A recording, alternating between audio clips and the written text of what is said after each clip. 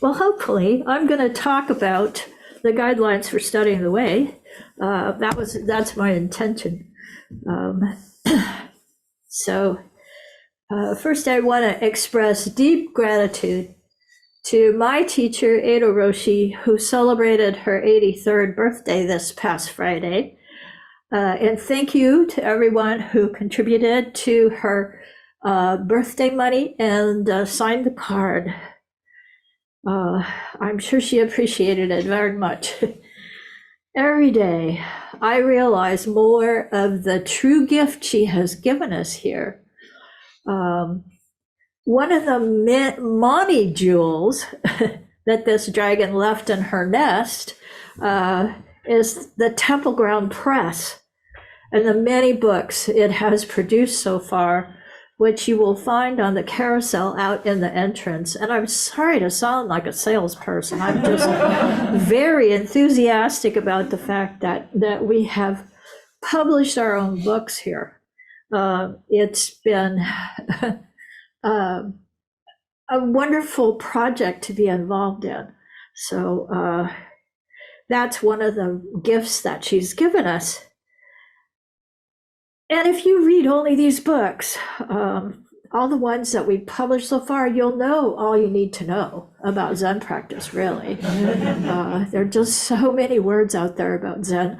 And there's more on the table out front and back of the bench out there that were culled from the library. So you're welcome to help yourself to anything that attracts your attention on that table. I was told during monastic training that my job as a Zen student was to surpass my teacher. Right. Considering all her accomplishments, how can this be done? I just don't know. It seems like an impossible task. But then, of course, that's just thinking. So when we consider the lives of Dogen Zenji, who is the writer of guidelines for studying the way, the person who came up with these guidelines in the first place, and Gien Roshi, who is the gentleman who gave the Teisho on which the commentary for guidelines for studying the way is based, or any other great teacher, our first response is probably intimidation. We're just intimidated by their accomplishments. But then we put our heads down and we lean into whatever task is in front of us with sincere effort. Never forget that piece of it. To honor the gifts that we have been given, we respond with our own effort to realize the unity of practice and enlightenment, which was Dogen's big question. So, some of you have already studied this very thoroughly during the COVID shutdowns, and there is online many discussions of this book. So if you decide that you want to try to read this book, you can always go online and listen to those discussions that people in this room have already had about this book. But there are lots of people here who have not been exposed to this book. And because I love it so much, I wanted to start giving some talks. I have the presumption to give talks about this book. So there you go. So Gien Inoue Zenji said three things, I thought that was going to fall off, are essential to practice. Great faith, great doubt, and great resolution. And both Dogen Zenji and Gien Roshi possess these qualities. So say that again. Great faith, great doubt, and great resolution. Yeah, those are the things that are necessary for practice. Faith in the practice, great doubt, which I'll talk about, and what did I say? Great resolution. Yes, sincere effort. That is really required. So I've always had a question about great doubt, because Zen doubt is different from the kind of doubt where you would just say to your friend who's just made an outrageous statement, well, I doubt that. Zen doubt is different from that.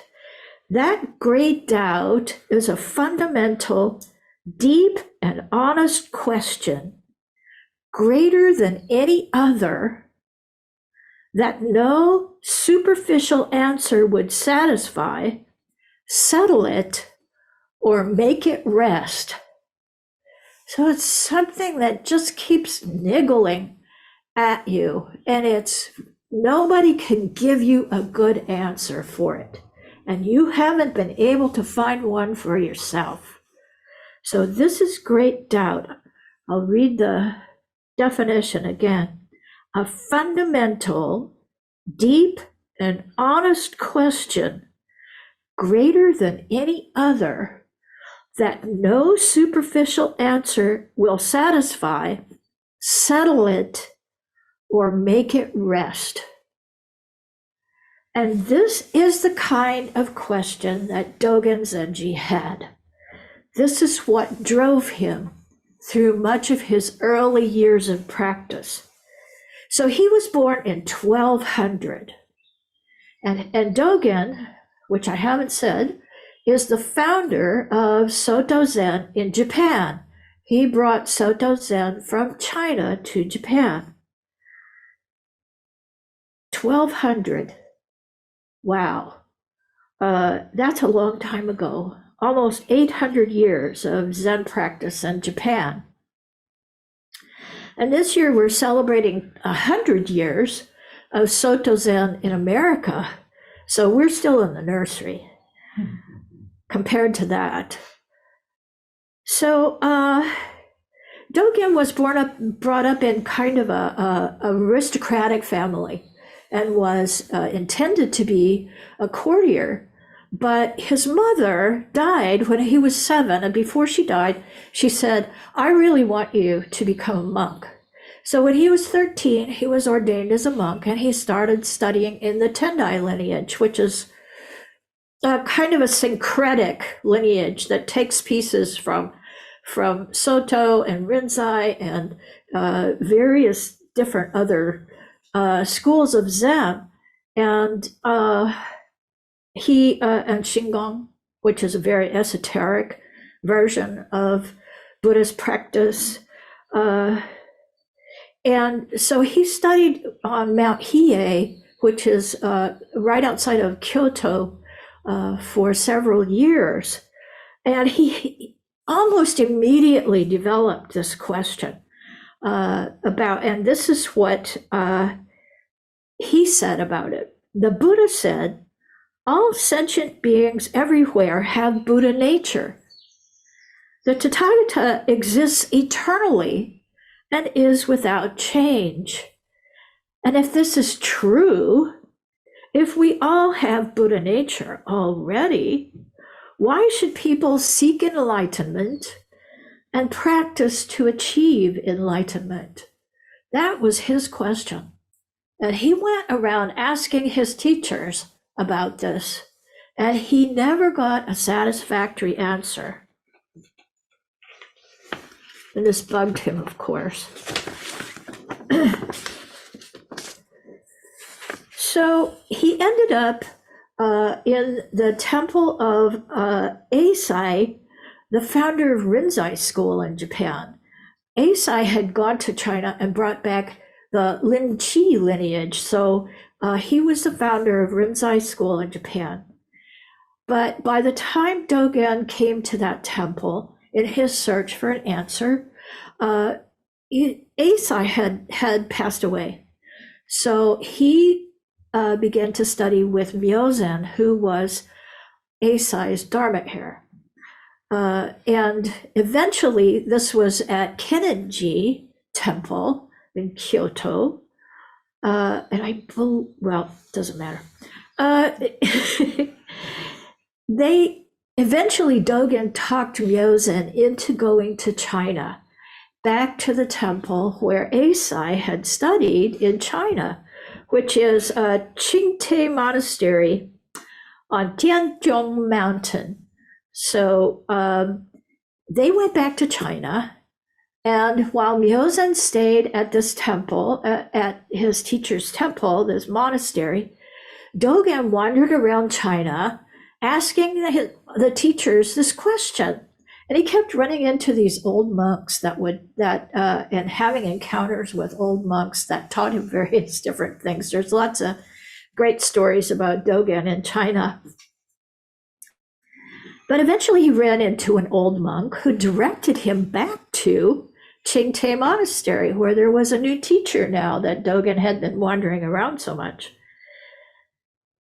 So in Guidelines for Studying the Way, Dogen tells us the truth or falsity of enlightenment depends upon whether or not one has a true master. A true master.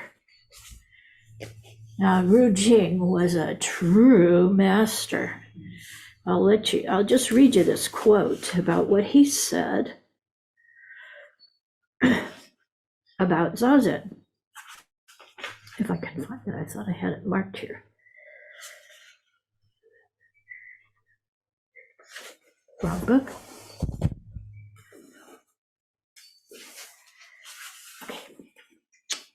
I always felt, said Ru Jing, that I would like to sit upon the diamond seat until it split, for this is the outcome I was seeking. There were times when the flesh on my buttocks would blister and split open. At such times, I all the more took delight in sitting in meditation. Accordingly, I am abbot of this mountain monastery, so that I may counsel those who come here and transmit the way to them for the sake of all beings. Otherwise, my old friends, where could the Buddha Dharma be found, and what would it be like? So, this book calls him unswerving and indefatigable. And I would also apply those terms to Inoue Roshi, unswerving and indefatigable. Spirit of Ru Jing. And practice started at his monastery at 1 a.m. in the morning. So you didn't get much sleep if you practiced there. And if you were sleeping on the cushion, Ru Jing would come around and whack you. And that's how Dogen woke up. Ru Jing came around and whacked somebody who was sitting beside him. And Dogen, that was it. That lit his Dharma candle. That's what he needed. So he worked very hard while he was there and had a great awakening. He realized the essential non-dualism of practice and enlightenment. Here he had been looking at them as two separate things, and he realized that they weren't separate at all, that they were actually two sides of the same coin. He realized the essential non-dualism of being in the world and of taking action in the world. So once he realized that, his Myozen had died in the meantime, so Dogen took Soto Zen back to Japan. And after he first returned to Japan, he wrote Fukan Zazenge, which is chanted in monasteries during afternoon service every day. And it is instructions for Zazen. And that was the first thing he wrote, because Zazen was the most important thing. The importance of Zazen was the most important thing that Ru Jing transmitted to him. Then he wrote Bendo Wa, which is a question and answer document about practice. And then he wrote Genjo Koan, which is the koan of everyday life, which is something that we always chanted at the end of the day in Ruhatsu Sesshin. Finally, he wrote Guidelines for Studying the Way, which was intended to help monastics practice, but it's a very good guideline for lay people as well. And some of Gien Roshi had a number of Zen groups in Japan that were lay people, and they were very sincere, and many of them reached enlightenment through his teaching. So it's not just this is for everyone. This book is for everyone, Guidelines for Studying the Way. So who was Gien Roshi? Okay, so he was born in 1894, but he didn't die until 1981, so he's relatively contemporary with us, kind of like a grandfather. And he had his first doubt. He first encountered Zen doubt. He was born to, his father was a priest, and Gien Roshi became a priest, and he had 5 sons who also became priests, which is not uncommon in Japan, that priesthood runs in the family. He had his first doubt at 7, and then he was ordained, just like Dogen, at 13 years of age, and went to the monastery to practice. After his Dharma combat ceremony,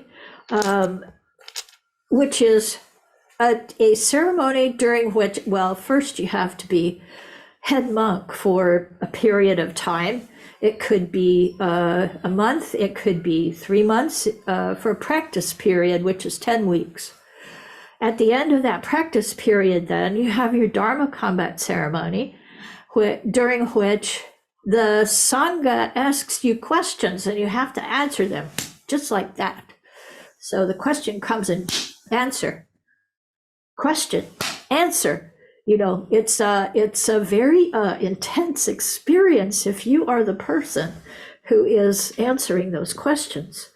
So after his Dharma combat ceremony, which in Japan is very scripted, not at all like what I just described, his father asked him, so it's like, okay, I'm done. You know, I managed to get through. And his dad comes along and says, oh, you think you're so smart. When an earthworm is cut in 2, both parts continue moving. Which part contains the Buddha nature?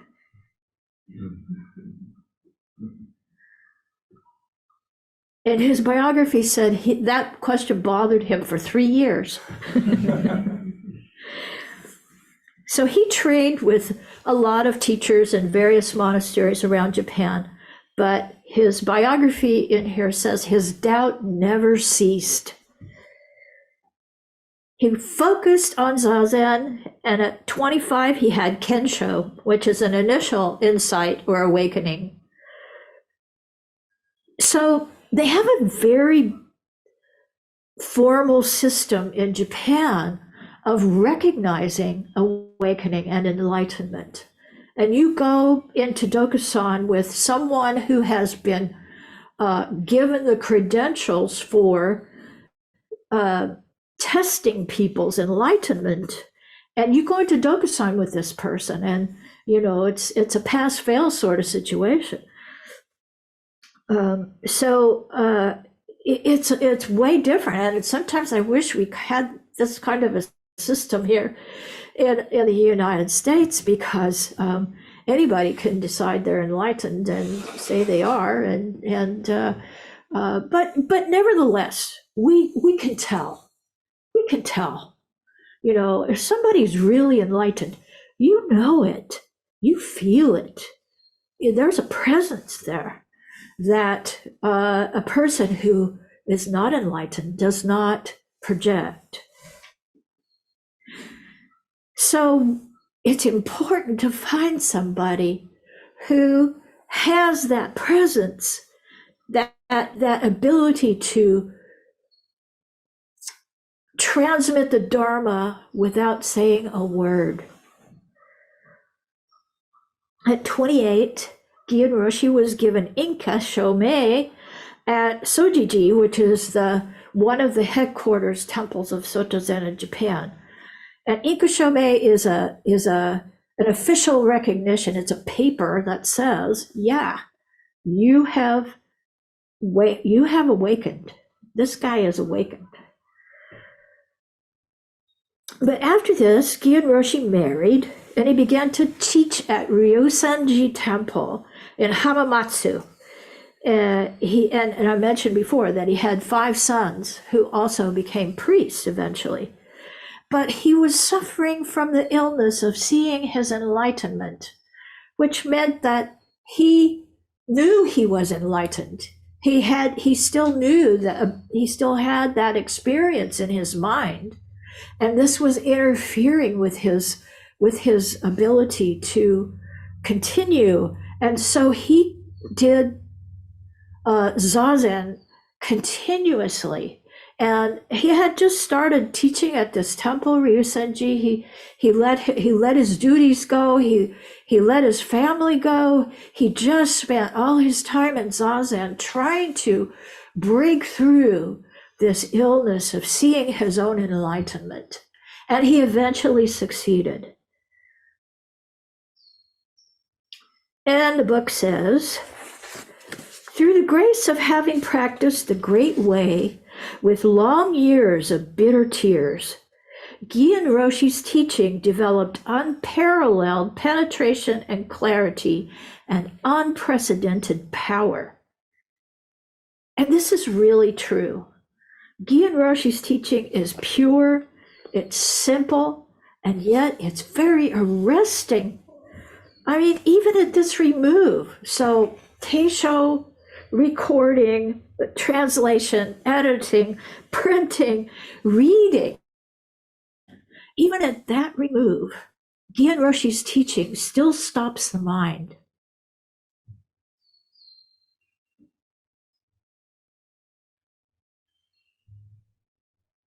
Just like that.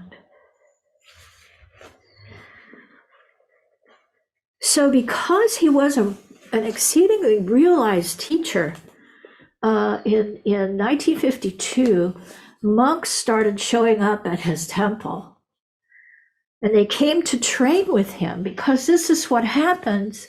It used to happen in the past, where if there was a great master, if you read the Denkoroku, it talks all the time about how crowds of people came to train with this particular teacher because they were so enlightened. And this is exactly what happened at Gien Roshi's temple in Japan. The situation resembled monasteries in centuries past when monks would come together to train under a master. The rule of Ryusenji was that practice was always sesshin. So sesshin was never stopped. Living off takahatsu, which is begging for your food, ritual Buddhist begging, where you take your bowl and you all go out in a line in the neighborhood and the people come out and put something in your bowl. And dokusan around the clock. Now, it was very hard in those days to exist on takahatsu because this was after the war. And food supplies were very short. And they tell the story in the book about one time when dinner was a single onion and the monks took turns peeling off a piece of it for dinner. So Gien Roshi had this going on at his temple for about 12 years. And finally, when he was 71, he stepped down as the resident priest at Ryusenji and gave that role over to his oldest son. But he continued to teach at more than 13 different Zen groups around Japan until his death.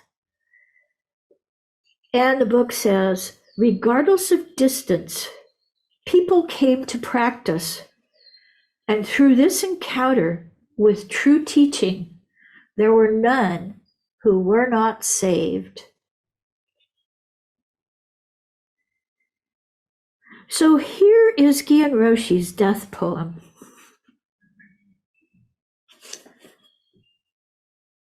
Emptiness, striking emptiness. For how many billions of years? Fine weather to set off on my pilgrimage.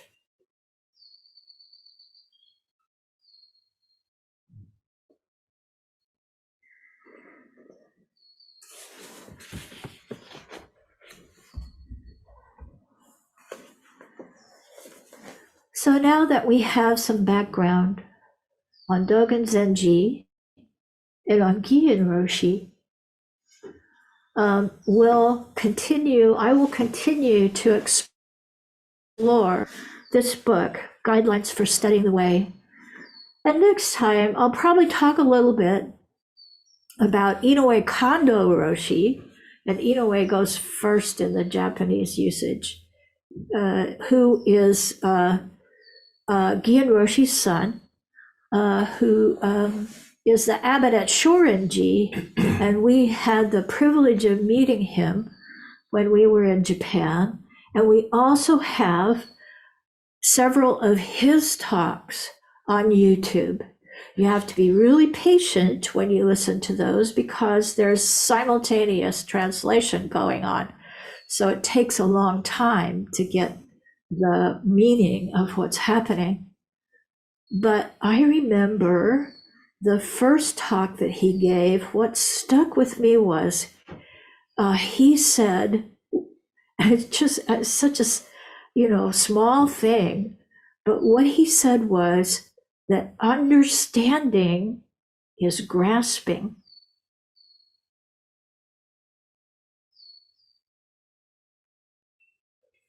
And that just really hit me. I went, what? You think, oh, I understand something. It's not, understanding is grasping. And then he didn't say this, but what came to me then is the fundamental thing is knowing, not understanding, but knowing, in here, knowing.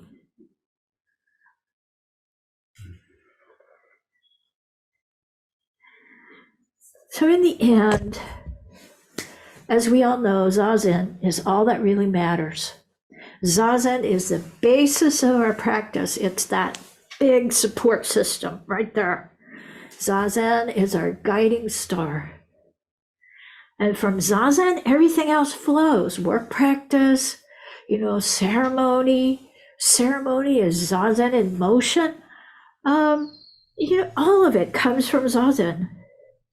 And in Zazen, we verify the practice of the Buddhas and ancestors. We take what they have told us and we put it to the test.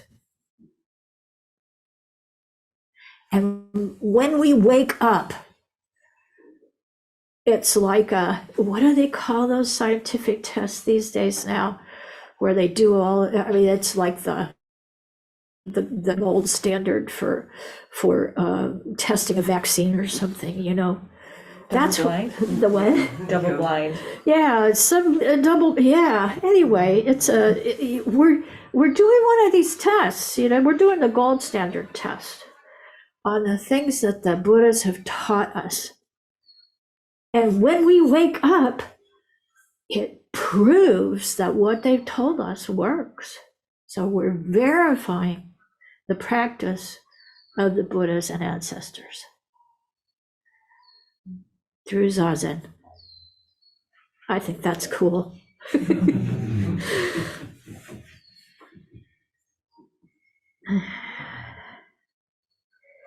Okay, so we have a few minutes for questions or comments, if anyone has some.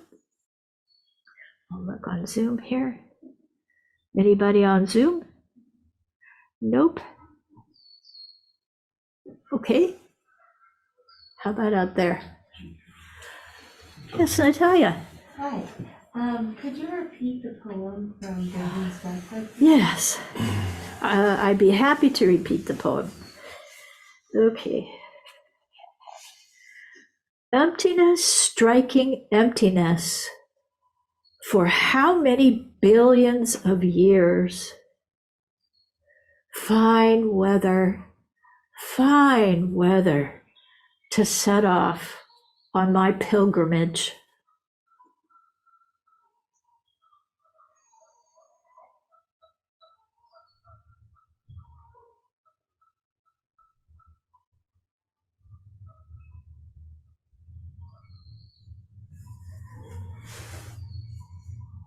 Maybe we should just end with that.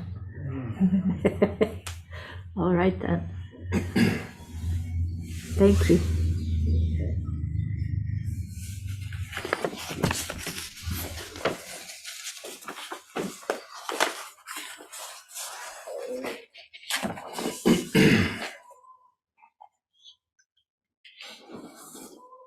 And unsurpassed, penetrating and perfect Dharma